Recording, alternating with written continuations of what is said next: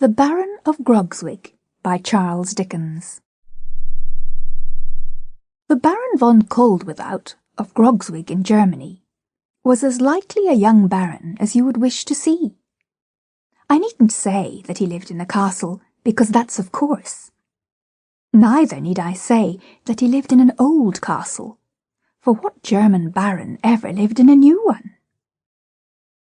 There were many strange circumstances connected with this venerable building, among which not the least startling and mysterious were that when the wind blew, it rumbled in the chimneys, or even howled among the trees in the neighbouring forest, and that when the moon shone, she found her way through certain small loopholes in the wall, and actually made some parts of the wide halls and galleries quite light, while she left others in gloomy shadow.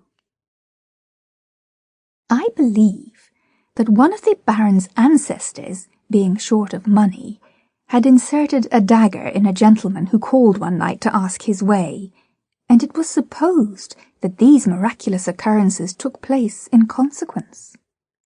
And yet I hardly know how that could have been either, because the baron's ancestor, who was an amiable man, felt very sorry afterwards for having been so rash, and laying violent hands upon a quantity of stone and timber, which belonged to a weaker baron, built a chapel as an apology, and so took a receipt from heaven in full of all demands.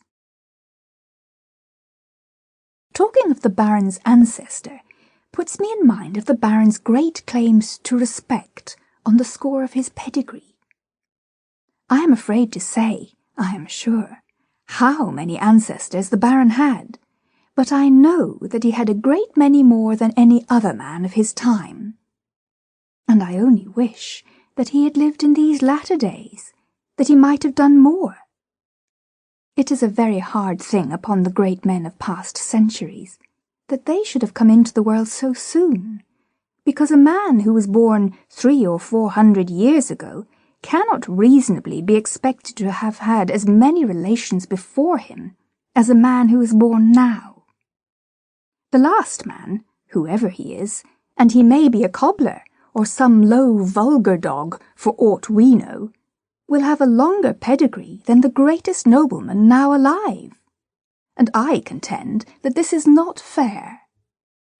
Well, but the Baron von Koldwithout of Grogzwig.